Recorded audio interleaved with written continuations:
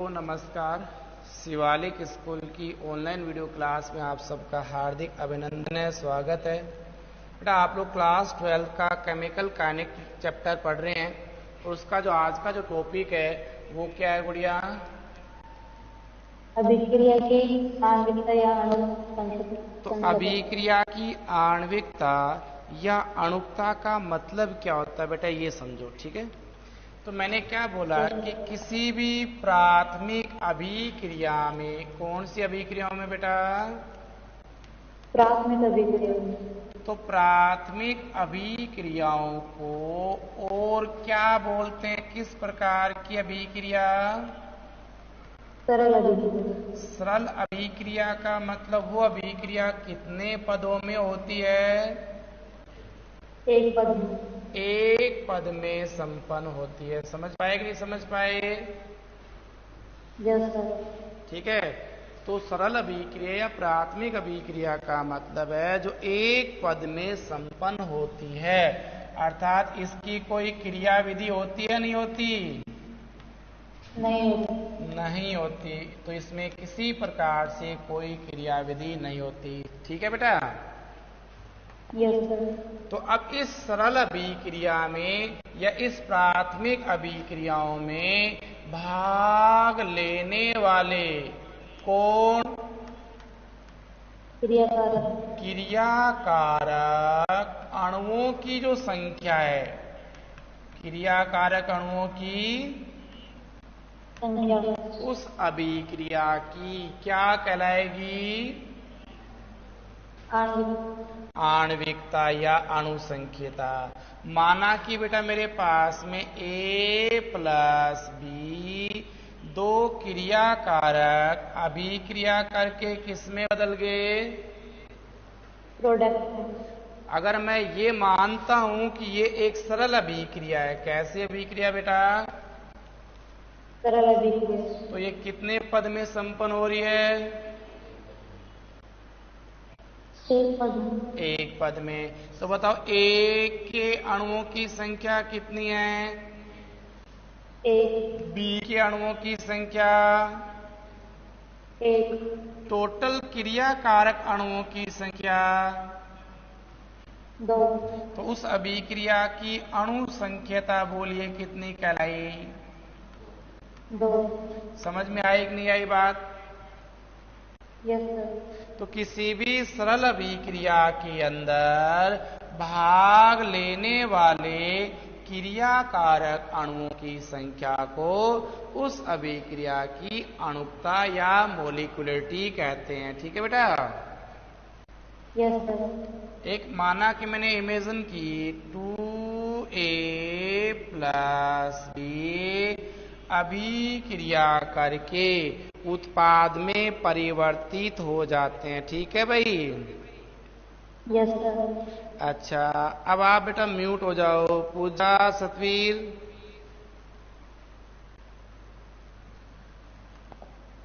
पूजा, Satveer. Yes sir. बेटा ये बताओ कि यहाँ पर क्रियाकारक कौन कौन है बेटा? A और B। अच्छा, और इस अभिक्रिया को भी मैंने कैसी अभिक्रिया मान ली? सरल अभिक्रिया। सरल या प्राथमिक अभिक्रिया। तो बताओ A क्रियाकारक अणुओं की संख्या कितनी है? दो। और B के अणुओं की संख्या? तो कुल क्रियाकारक अणुओं की संख्या कितनी है? तो इस अभिक्रिया की अणु संख्याता बताइए कितनी है? 3। तो हमने सबने मिलकर के क्या पढ़ा कि सर किसी भी सरल अभिक्रिया में कुल क्रियाकारक के कितने अणुभाग ले रहे हैं तो वो उस अभिक्रिया की अणुकता या अणु संख्यता कहलाती है। यही बात है ना बेटा? तो ये बताओ गुड़िया, यहाँ पर क्रियाकारक है वो अभिक्रिया करके उत्पाद में परिवर्तित हो गया, लेकिन अगर ये एक प्राथमिक अभिक्रिया है, सरल अभिक्रिया है, तो क्रियाकारक अणुओं की संख्या कितनी है बेटा? एक। तो बताओ अभिक्रिया की अणु संख्याता कितनी कहलाएगी? एक। अच्छा, एक एग्जाम्पल और ले लें। चलिए, माना कि आपके पास 2HI रिएक्शन करके H2 प्लस I2 में कन्वर्ट हो रहा है और ये अभिक्रिया एक सरल अभिक्रिया है। तो बताओ HI के अणुओं की संख्या कितनी है भैया? तो बताओ यहाँ पर इस अभिक्रिया के लिए अणुकता या अणु संख्याता कितनी है? तो किसी भी सरल अभिक्रिया में भाग लेने वाले कुल क्रियाकारक अणुओं की संख्या को उस अभिक्रिया की अणुकता, मोलिकुलरिटी या आणविकता कहते हैं। यहां तक बात समझ में आई कि नहीं आई? Yes sir. लेकिन सर बार बार आप एक शब्द काम में ले रहे हो कि सरल अभिक्रिया में भाग लेने वाले क्रियाकारक अणु। तो क्या सरल अभिक्रिया के अलावा भी कोई अभिक्रिया है क्या? हाँ है। तो वो अभिक्रियाएं कौन सी कहलाए बेटा? जटिल अभिक्रिया। तो जटिल अभिक्रिया का मतलब है एक पद में संपन्न न होकर के दो या दो से अधिक पदों में संपन्न होती है। दो या दो से अधिक पदों में संपन्न होती है। तो इसका मतलब जो दो या दो से अधिक पदों में संपन्न होगी तो बेटा उसकी क्रियाविधि होगी या नहीं होगी? Yes sir. समझे कि नहीं समझे मेरी बात को? Yes sir. तो बताओ किसमें क्रियाविधि पाई जाएगी, सरल में या जटिल में? जटिल में। जटिल में। और जटिल अभिक्रियाओं में जो क्रियाविधि होगी उस क्रियाविधि में प्रत्येक पद के लिए, लैंग्वेज पकड़ना बेटा, कौन सी अभिक्रियाओं में? जटिल अभिक्रियाओं में। जटिल अभिक्रियाओं में क्या पाई जाएगी? क्रियाविधि। क्रियाविधि। और क्रियाविधि में आप लोग क्या कैसे ज्ञात करोगे अणुकता का मान?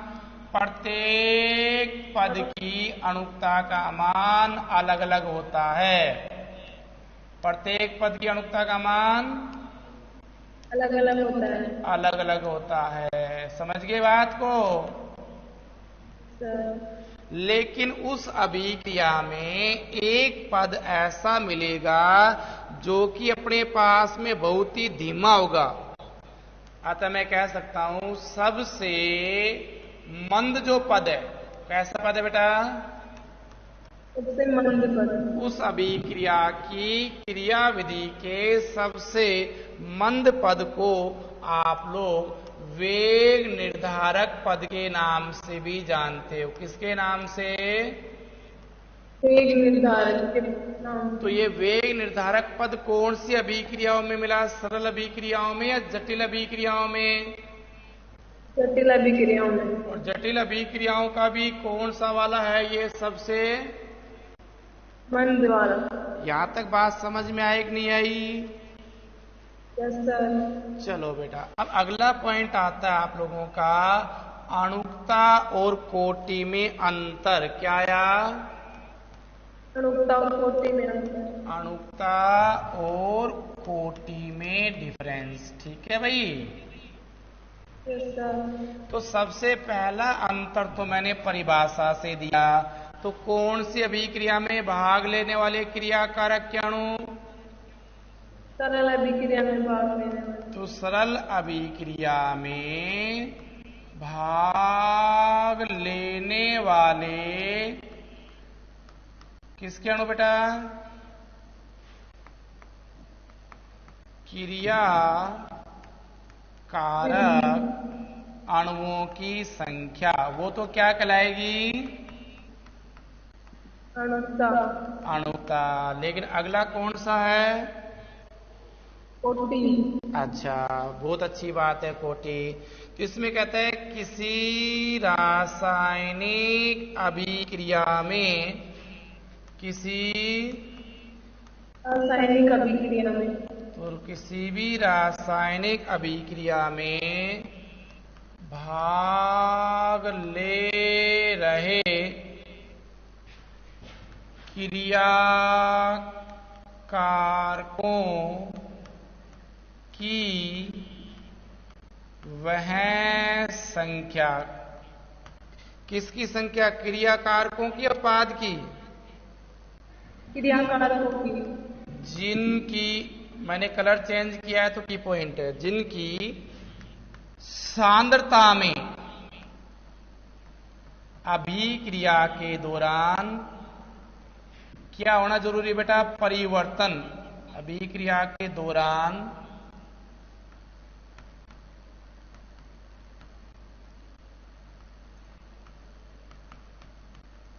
अभिक्रिया के दौरान क्या होना जरूरी बताया मैंने? परिवर्तन होता है। तो वो क्या कहलाएगी उसकी? कोटि। तो कोटि निकालने के लिए जरूरी है कि वे क्रिया कारक के अणु ही कोटि के निर्धारण में भाग लेते हैं, जिनकी क्रिया कारकों की सांद्रताओं में अभिक्रिया के दौरान परिवर्तन होता है। समझ गए? No sir. दोबारा समझ लो।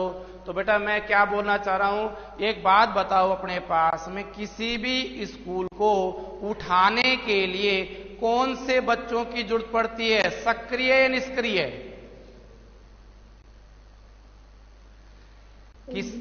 किसी भी स्कूल को अगर उठाना है, अच्छा रिजल्ट दिखाना है, तो उसमें कौन से बच्चों की भूमिका होती है? निष्क्रिय बच्चों की या सक्रिय बच्चों की? सक्रिय बच्चे। सक्रिय बच्चे का मतलब समय के साथ में वो अपनी एजुकेशन में परिवर्तन कर रहे कि नहीं कर रहे? कर रहे हैं। अच्छा, तो इसका मतलब है वो पढ़ाई पढ़ रहे कि नहीं पढ़ रहे? पढ़ रहे हैं। पढ़ रहे हैं। तो इसका मतलब समय के साथ उसकी नॉलेज में फर्क पड़ रहा है कि नहीं पड़ रहा है? पढ़ रहे हैं। नॉलेज में फर्क पड़ने का मतलब सांद्रता में परिवर्तन हो रहा है कि नहीं हो रहा है? हो रहा है। तो परिणाम में भी परिवर्तन होगा कि नहीं होगा? सर। जिनमें उनका क्या करें, चाहे अपने पास समय कितना भी दे लो, लेकिन अपने ज्ञान में कोई परिवर्तन नहीं कर रहे, मस्ती में मस्त रहते, कोई दिक्कत नहीं है, अनम्यूट करो तो गाना लगा दो, कोई बात ना। तो घुमा फिरा कर क्या आप समझ गए कि सर कोटि के निर्धारण में केवल वही क्रिया कारक के अणु भाग लेंगे जिसकी अभिक्रिया के दौरान सांद्रताओं में परिवर्तन होना चाहिए। तो आप ये समझोगे। थोड़ी देर के लिए एक बात और ले लेता हूं, मान लिया जाए एक कोई लड़ाई हो गई है ना बेटा? तो ये बताओ, लड़ाई जो हो गई, उस लड़ाई के अंदर आपने भी देखा होगा, क्या सभी के सभी उस लड़ाई में भाग लेते हैं? कुछ एक आदमी देखते भी हैं, कुछ देखते भी हैं। लेकिन जब पुलिस में रिपोर्ट लिखाई जाती है तो देखने वाला का भी नाम आता है कि नहीं आ जाता है? आ जाता है। समझ गए मेरी बात? लेकिन वो अभिक्रिया में तो भाग नहीं ले रहे थे ना। तो मैं केवल इतना ही कहना चाहूंगा कि सक्रिय निष्क्रिय का मतलब समझ जाओ कि कोई भी रासायनिक अभिक्रिया में वे क्रिया कारक के अणु जिसमें अभिक्रिया के दौरान सांद्रताओं पर प्रभाव पड़ रहा है, तो वो कोटि के निर्धारण में भाग लेते हैं, अन्यथा भाग नहीं लेते। समझ गए? अच्छा, अब आता है सेकंड पॉइंट। अणुकता का मतलब क्या बताया बेटा मैंने? किसकी संख्या? सरल अभिक्रिया में भाग लेने वाली क्रिया कारक के अणुओं की संख्या। तो सरल अभिक्रिया में क्रिया कारक है तो एक भाग लेगा या दो भाग लेंगे या तीन भाग लेंगे या चार भाग लेंगे, 5, 6, 10, 20, 30, 50, 100, हाँ या ना? इसका मतलब इसका एक पूर्ण संख्या में मान होगा कि नहीं होगा? तो ये जो अणुकता का मान है वो एक पूर्ण संख्या होगी, जबकि बेटा कोटि का जो मान है वो धनात्मक हो सकता है, ऋणात्मक हो सकता है और बेटा भिन्नात्मक भी हो सकता है। समझ गए? तीसरा अंतर सुनो भाई अपने पास में। अभी बताया था जटिल अभिक्रियाओं में क्या बताया था, याद करो, ऊपर लिख रखा बोर्ड पे। तो जटिल अभिक्रियाओं में प्रत्येक पद के लिए अणुकता का मान अलग अलग निकालते हैं, एक निकालते हैं? अलग अलग निकालते हैं। तो इसका मतलब मैं लिख सकता हूं क्रिया विधि के प्रत्येक पद, क्रिया विधि किस में मिलेगी? जटिल में या सरल में? जटिल में। तो क्रिया विधि के प्रत्येक पद के लिए इसका मान क्या मिलेगा बेटा? अलग अलग या समान? अलग अलग होता है। लेकिन कोटि का मान बेटा संपूर्ण अभिक्रिया के लिए एक ही होता है। तो संपूर्ण अभिक्रिया के लिए दिया जाता है, समझ गए? और लास्ट अंतर समझ लो भैया कि अगर अपने पास में ताप में परिवर्तन किया जाए, दाब में परिवर्तन किया जाए, सांद्रता में परिवर्तन किया जाए, इसमें किसी प्रकार का कोई प्रभाव किस में नहीं होता? अणुता में। लेकिन अपने पास में ये ताप, दाब, सांद्रता पर क्या करती है? निर्भर होती है, समझ गए? तो ये थी भाई अपने पास में अणुकता और कोटि के मध्य में अंतर। किसके बीच में अंतर है? अणुकता और कोटि के मध्य। कर लोगे? चलो, तो फिलहाल मैंने बेटा आज के लेक्चर में आप लोगों को ये बताया कि अणुकता या अणुसंख्यता क्या है, कि सरल अभिक्रिया, उसमें भाग लेने वाले क्रियाकारक अणुओं की संख्या। जटिल के लिए क्रियाविधि देखी जाएगी और प्रत्येक पद का मान अलग अलग आएगा। फिर आप लोगों को अणुकता और कोटि में क्या बताया? अंतर बताया। सरल में भाग लेने वाले क्रियाकारक अणुओं की संख्या, लेकिन कोटि में वो क्रियाकारक के अणु जिनके अभिक्रिया के दौरान सांद्रता में परिवर्तन होता है। इसका मान पूर्ण संख्या मिलेगा, कोटि का मान पॉजिटिव, नेगेटिव, जीरो, भिन्न कुछ भी हो सकता है। उसी के साथ में ये क्रियाविधि के प्रत्येक पद के लिए अलग अलग निकाली जा सकती है और संपूर्ण अभिक्रिया के लिए होगी। ये ताप, दाब, सांद्रता पर निर्भर नहीं करती है, जबकि कोटि का मान ताप, दाब, सांद्रता पर निर्भर करता है। क्लियर होगा बिल्कुल? चलो आप म्यूट हो जाओ। मौसम यस सर। अच्छा बेटा, उसके बाद में अगला जो पॉइंट आता है वो आता है आभासी। आभासी का मतलब सचली या नकली? नकली। नकली। तो आभासी या छदम कोटि अभिक्रिया कौन सी है बेटा? आभासी या छदम कोटि अभिक्रिया। अच्छा, तो जैसे मैं एक एग्जांपल दे रहा हूं अपने पास में, एस्टर का जल अपघटन। किसका जल अपघटन? एस्टर का। लाओ, तो मैंने लिखा एस्टर का अम्लीय माध्यम में जल अपघटन। ठीक है, तो CH3 COOC2H5 प्लस में जल अम्लीय माध्यम में अभिक्रिया करता है और ये बनाता है बेटा CH3COOH। एस्टर का जल अपघटन कराएंगे तो ये बनाएगा अपने पास CH3COOH प्लस में C2H5OH। बना दिया? Yes sir. अच्छा, और सुनो मेरी बात एक है ना। तो बेटा इस एस्टर का जल अपघटन कराते हैं। अब ये बताओ यहां पर इस अभिक्रिया में आपको क्या लग रहा है, कितने अणु भाग ले रहे हैं? दो अणु भाग ले रहे हैं, एक एस्टर और एक जल। लेकिन इस जल की मात्रा किस में ले ली बेटा मैंने? आधिक्य में। किस में ले ली? आधिक्य में। आधिक्य में। मेरी भाषा सुनो, परिभाषा सुनो ना। ये कहता है किसी भी अभिक्रिया में, क्या बोल दिया? किसी भी अभिक्रिया में। किसी भी अभिक्रिया में एक अभिकारक किस में लिया जाए? आधिक्य में। आधिक्य में लिया जाए। तो अभिक्रिया के दौरान, क्या बोला? अभिक्रिया के दौरान इसकी सांद्रता में किसी प्रकार का कोई परिवर्तन नहीं होता। अच्छा, किसकी सांद्रता में परिवर्तन नहीं हो रहा? जल की सांद्रता में। अच्छा, क्या लेने पर? आधिक्य लेने पर। तो बताओ बेटा कितने अणु की सांद्रता में परिवर्तन हो रहा है? एक अणु की या दोनों की? एक एक अणु की। फिलहाल शकल से तो ऐसा लग रहा है कि द्वितीय कोटि की अभिक्रिया है, लेकिन केवल मात्र एक अणु की सांद्रता में अभिक्रिया के दौरान परिवर्तन हो रहा है। इसका मतलब है कि अभिक्रिया का वेग उस क्रिया में भाग लेने वाले क्रिया कारक, अब क्रिया कारक एक भाग ले रहे हैं, दो भाग ले रहे हैं? एक। नहीं, तो फिलहाल बताओ शकल से दो।